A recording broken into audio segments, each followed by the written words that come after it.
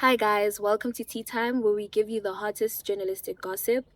Where we report news that is accurate, very responsible, and accountable. We're your hosts, Lesedi. And I am Zuri.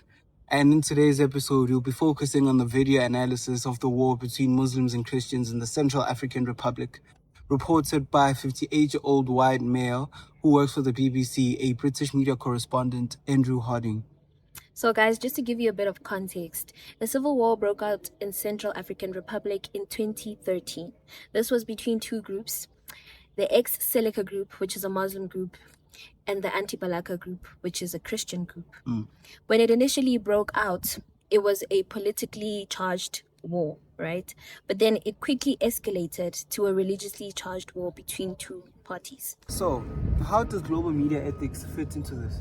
Okay, so global media ethics is a form of applied ethics, right?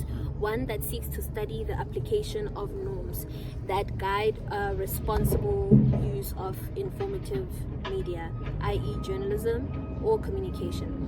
Unlike traditional media norms, media ethics, unlike traditional media ethics, which normally focuses on a particular group or a culture, global media ethics asks the question as to how do journalists act, right? Or what news do they send out to the public in a global way, right? So the purpose of global media ethics is pretty much to ensure that there is a global framework, ethical framework in reporting.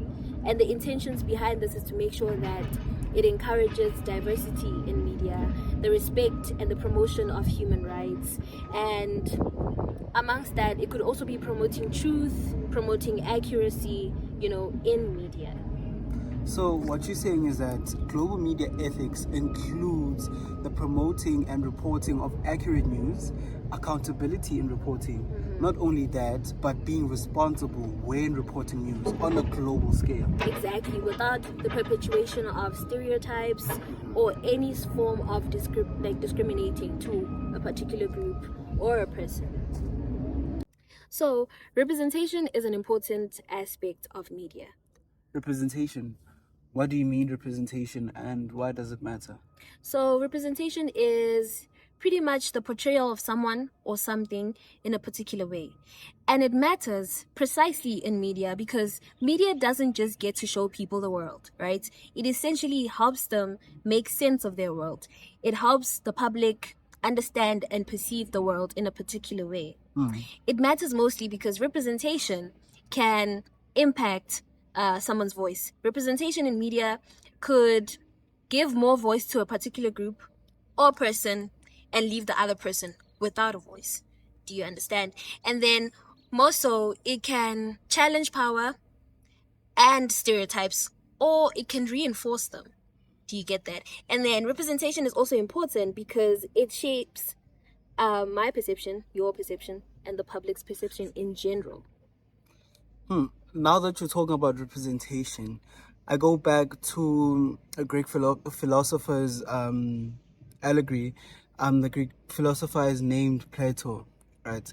Plato talked about cavemen who lived in a cave back then, and talked about how they only used to see themselves in the shadows on the walls from the fire they used to spark. Until one of the cavemen decided to, be brave enough and leave the cave. And when they went outside, they saw the sun. Okay. And they went back into the cave and they said, "Oh, the rest of you guys, there's the sun outside." But they didn't want to believe him because all they know is themselves and the shadows they've seen on the wall from the fires that they've sparked within the cave. Is that what representation is? Essentially, that's what it is. It's because you have an idea that you believe so much that a person can either challenge the idea that you believe in or it can be reinforced. So because they had no prior knowledge, these cavemen, of what existed outside of them, they were only presented with what they knew to be true, which was themselves and the shadows as well. The shadows. So that's what we mean by representation. Now that we've covered that part, let's get to the most interesting part of this whole pod. I cannot wait. So let's think about representation in the segment that we just spoke about, the one that Andrew Harding covered. So when we think of representation, Let's think of context, let's think of facts, let's think of the people that were interviewed, the imagery, the visuals, and the overall impact of the news presentation that we got. So I'm going to start with context. Seti, do you think from the video that we have watched, did we manage to get enough context as viewers, and did we get enough facts? And we'll go off from there.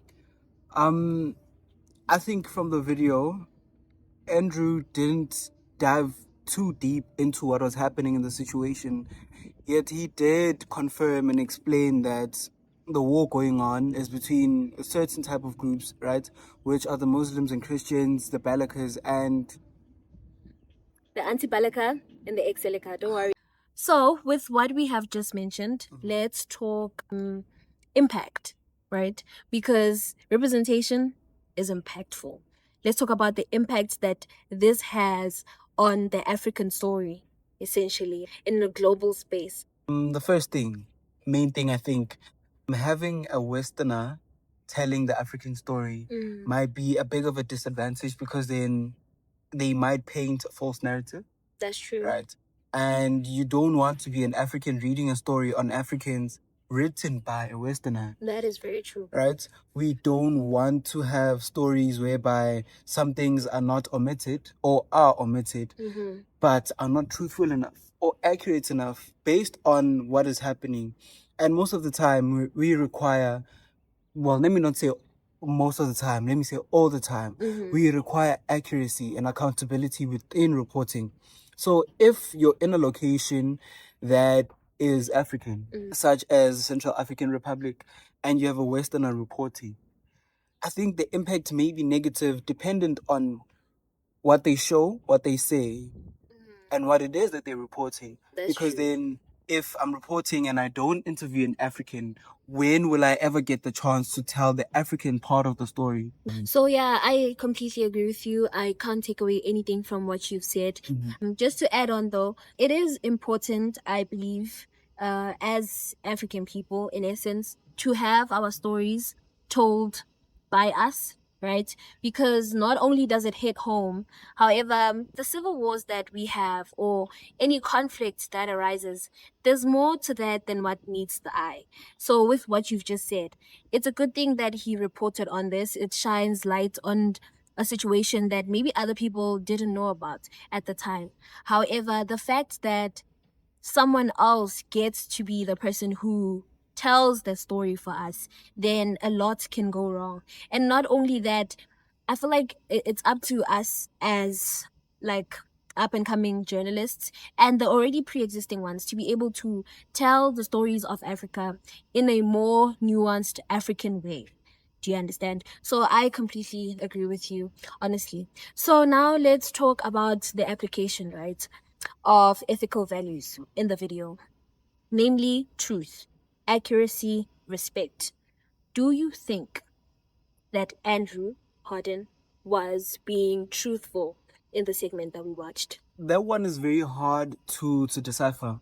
Okay. Mostly because within the 10-minute video that we watched and had to analyze, he did not talk to the people live on camera, only the militia, right? But he was mentioning that, oh, so and so said. And as a viewer, you never know how true that is, because then anybody can come on camera. We could come on camera and say, oh no, somebody said. And Or if Zuri was off camera, I'd come here and say, oh guys, today I'm on tea time alone. And Zuri said, but Zuri didn't say that. Yeah, You understand? that's true. That's So true. with me, it goes as far as having to question whether it is true or not. But we can't really confirm what he says to us that we haven't seen. And as journalists, as upcoming journalists, it is our job to actually search, to look for what is true. So I can't comment too much on whether the reporting was truthful. Yeah. Well, here's what I think. I do think that there is truth in the reporting. One, the Civil War itself. It actually did happen. That's history. It's there. It's written. So if you look that up, you'll find information of that the war actually did happen between the Muslims and the Christian groups in the Central African Republic. Now that's truthful. What you just mentioned, the part where he gets to relay the information that was said. We understand as journalists that it's kind of hard for people to want to be on camera, to talk, and all of this. Especially in times like that. But I also feel like you can use sometimes you don't necessarily need to have a person in the picture itself, because we can also understand how dangerous it can be for that person, particularly in Central African Republic and what was happening at the time. So I feel like instead of relaying information like you mentioned, there could have been other ways to try to get someone maybe in the background of the video to confirm everything that was said. For example, the doctor, to say that he was being threatened, by the other party. Then he could say that on the recording, and it's played, right? So this is the person. And you can also use one of those what are they called, modulators, to cover the actual tone, the voice of the person talking. So I feel like that would have been more convincing and somewhat truthful, instead of just saying, so this is what I've gotten from this person, this is what I've gotten from this person. Because sometimes how we phrase things may not necessarily be how they were meant, if that makes sense. So now let's think of accuracy. Do you think that there was accuracy in the truth and in what was said? And I'm asking this because when you look at truth and accuracy, there's like a really thin line between the two. One would argue that it's almost even the same thing. So do you think that there's any accuracy in the video? There's not a point in time in the video where he didn't show us a certain type of images or image, right? I think from when the video started and what he was saying was very accurate according to what we've read, according to the research that we've made. Yeah. He was very accurate in terms of what is happening, or where it's happening, or where he's going, or where he's been before. Yeah, I agree with you. I do think that it was accurate, precisely because it was short also, on video. So everything that he showed at the time was not AI. Do you understand? It's not something that he could have made up. It was actually something that was happening, and people were affected. It's not scripted. Exactly. People were affected. Nobody told the lady who was crying on video to actually cry. Do you understand? So that means there was accuracy there. It was completely accurate. When you think of respect, do you think that the overall representation of the segment of Andrew, the person reporting to us, do you think that there was respect in that video? I think the reporter, Andrew, kept it respectful, right? Okay. As he should. But there's a point in time in the video where when we were watching, where the French militia, right, stepped into grounds where they were not supposed to, where they were not allowed to. And they did this just to show that they have that much amount of power. Yeah, intentionally so. Yeah, that they can go anywhere, anytime. So I feel as though that was very disrespectful. So then we go into these conversations and we talk about respect, but then in that particular point in time in the video, I think the African was shown a bit of... That's very true. I feel that he was respectful somewhat, to a certain degree, like you mentioned. Like he didn't step on anyone's yard. There's a part where he shows us the small village, right, and how people have left that village to go elsewhere in order to seek refuge. There's not a part where you see him walking into people's houses just because it seems as though they're not there, right? So that's, on its own, much respect to him. However, like you mentioned, the part where we are introduced to the French military officers that he was with at the time, he explicitly says that they got there, they intentionally went to their place, knowing very well that they aren't welcomed, right? They're not allowed, and they did so anyway. So which is overstepping on somebody else's grounds. Do you understand? And boundaries. So he may not have himself, he may not have intentionally disrespected anyone, but the fact that he was with a group that intentionally disrespected another group and being aware of it also, that shows that even though there was respect, it wasn't throughout the entirety of the video. So let's talk about imagery, right? The images, the visuals that were used in the segment specifically. Like, what do you think about that? I think props to the reporter. Okay. Right? He kept it very respectful in terms of the imagery. He did, however, show images of the people that were injured, but respect to him for not showing the particular area on the body where there's injuries. But he did show the emotion of the people that were in the pictures to say that there's a lady that was crying over their son who was injured, right? Yeah. And the reporter did show an image of a man who was down, who was crying. So props to him for being able to show a true reflection of what and how the war was affecting the people in the local area. Okay, I agree with you. Like, I agree with everything you just said, because there was no use of explicit like imagery. We didn't see blood pouring out. It wasn't too much, and it wasn't PG rated or anything. So I agree with you on that. However, I do have a slight problem though. When you look at the thumbnail, the picture that we first come across of the man with the mask. Yeah. I think that it could be a traditional thing. However, I do think that because of just how not so normal that is to people, how not like I'm not used to that. So when I saw that, I definitely thought this is gonna be like a horror thing for a second, and it kind of it shook me in a way, and I was somewhat like uncomfortable seeing that. Like, it left some sort of discomfort to me, because there was a part where, even though it's part of the thumbnail, but then in the video they actually get the video of the guy, and the camera is panned to him for like a good 3 second plus. So for that moment, I actually felt like I'm not really sure how it could be tied to the storytelling of everything, because I think it's a war focused story, even the terms that are used and everything.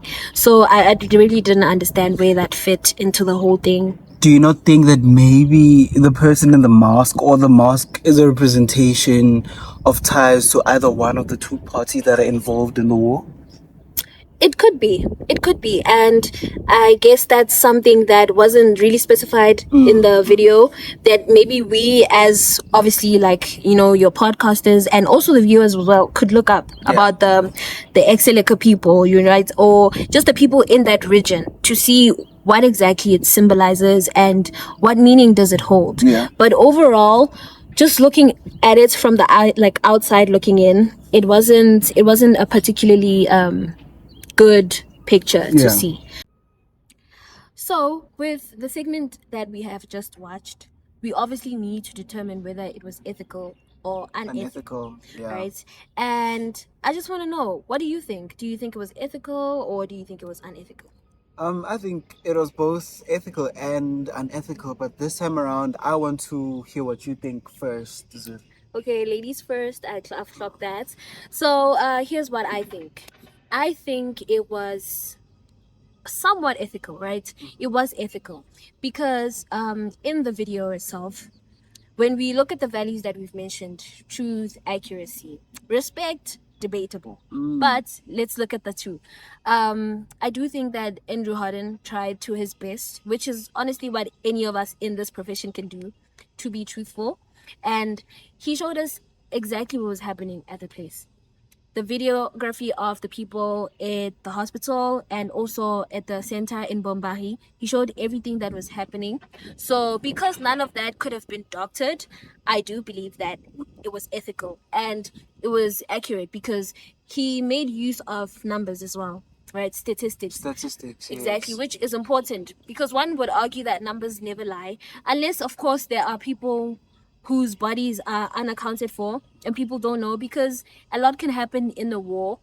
However, the information that we got as viewers, and as a viewer myself, I do feel that to a degree it was ethical. So let's hear what you have to say. I've been waiting for this part of the video for so long, because I've wanted to answer this question so much. Okay. And I wrote something down because I didn't want to forget. I knew this video was going to take so long. I didn't want to forget. So I'd like to read to you what I think. And remember what I said? I said it's both ethical and unethical. Yeah, so there's a balance there. Balance in it. Okay. So can I read to you what I wrote? Look, the floor is yours. Take us all the way. Okay, I said, for the unethical part of it, is that what was happening in the video can reinforce harmful stereotypes if audiences abroad only see Africa through the lens of poverty and corruption. Right. It creates a single story, a story of weakness and dependency. This is the unethical part of the video that I see, right? And when it comes to the ethical part of the video, which is what I love the most, is that if the reporting is balanced, it shows resilience, innovation, and the real African voices. Then it builds dignity and helps global audiences see Africa as a continent of agency and not just tragedy. Okay, I agree with you. That's what I think. That's great, Lesedi. That's actually great. So, guys, we have finally gotten to the end of our segment today. We thank you for having watched our episode up until this far. We have literally been yapping away for the past God knows how many minutes now. Yeah. So thank you for listening. So as we're about to conclude, I have one more final question to ask you, and that's to say, like, do you think that global media ethics is feasible? I think this is another one of the ones that I am prepared for. Okay, preparation is key. Talk that. I don't know. But here, what I've written down says that it's very challenging, right? Okay. Because Western media still dominates the global narrative. True. There are cultural biases and power imbalances that make ethical reporting difficult, but then it's not impossible. With African media houses growing stronger and digital platforms giving us a voice, the future of global media ethics is promising. So I can say that it's feasible. Personal opinion, here's why I stand, right? With global media ethics, I do think that it is feasible, right? Maybe not now, somewhere in the distant future, but like you already mentioned, the growth of African media houses, right? However, I do think that as media practitioners, as journalists as well, in order for us to report on stories that impact other groups or other groups that are part of who are completely different from us, I do think that it's important for us to immerse ourselves in that culture, in their values, in their systems. That way you can eliminate any pre-existing biases. And of course, this is normal because we're humans. We tend to have preconceived notions of people, places, groups. So it would be easier for us to immerse ourselves in the culture before we can report on it. That way, our reporting would not only be truthful and accurate, however, it will not have any biases, any stereotypes, anything of that nature. So yeah, we're actually on the same side this time. I do think that it is feasible and it's something we can all work towards growing. However, it's a collective thing that we all need to put our all into. Okay. Yeah, guys. I hear you. Yeah. With that being said, thanks again for watching us up until this point. Really appreciate it and we love y'all. Until next time, stay curious, stay bold, stay sipping the truth. Bye.